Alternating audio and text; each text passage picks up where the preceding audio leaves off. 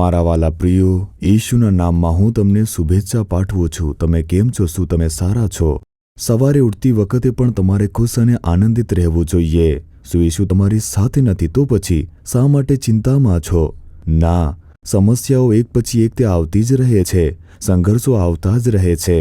મને ખબર નથી કે શું કરવું, આનો સામનો કેવી રીતે કરવો ખબર નથી. શું તમે આવી રીતે પરેશાન છો? શું આવી રીતે ચિંતામાં છો? તમે ડરશો નહીં. પ્રભુ શું કહે છે જાણો છો? યશાયા 43મો અધ્યાય તેની બીજી કલમમાં, તું પાણીઓમાં થઈને જઈશ ત્યારે હું તારી સાથે હોઈશ.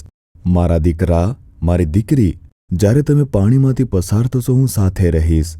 તે શું યાદ અપાવે છે? શું જાણો છો? ઇઝરાયેલના લોકો લાલ સમુદ્ર પાસે છાવણી નાખીને બેઠા હતા. તેમની સામે એક મોટો સમુદ્ર હતો અને મોજા ઉછળતા હતા. આ કેવી રીતે પાર કરવું?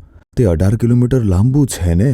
પરંતુ યહોવાએ તેમની વચ્ચે એક રસ્તો ખોલ્યો અને તેઓ દોરી ગયા તેની સાથે હતા. તેવી જ રીતે યર્દન નદી, તે એક લાંબી નદી હતી, તેમાં પાણી વહેતું હતું અને તે નદી તેને પાર કરવું મુશ્કેલ હતું. યહોવાએ તેને પણ વિભાજિત કર્યું અને તેમને તેમાંથી દોરી ગયા. તેઓ આ પાણી કેવી રીતે પાર કરી શક્યા? યહોવા તેમની સાથે હતા.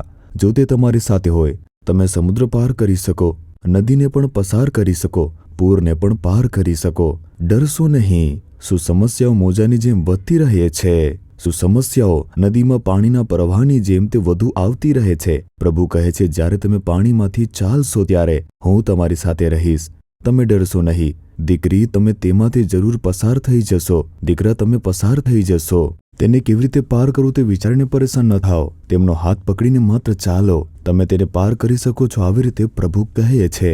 તમે આનંદથી કહો કે હે પ્રભુ, જો તમે સાથે હોય તો પાણીમાંથી પસાર થઈશ. હું સમુદ્રમાંથી, નદીમાંથી, પૂરમાંથી પસાર થઈશ. તમે મને વિજયથી દોરી જશો. તમે મારું રક્ષણ કરશો, દોરી જશો. હું ચમત્કાર જોવા જઈ રહ્યો છું. ઈશુના નામમાં amen, amen. Jesus redeems Gujarati YouTube ચેનલને સબસ્ક્રાઇબ કરો. દરેક નવા કાર્યક્રમની માહિતી મેળવવા માટે બેલ આઇકન પર ક્લિક કરો.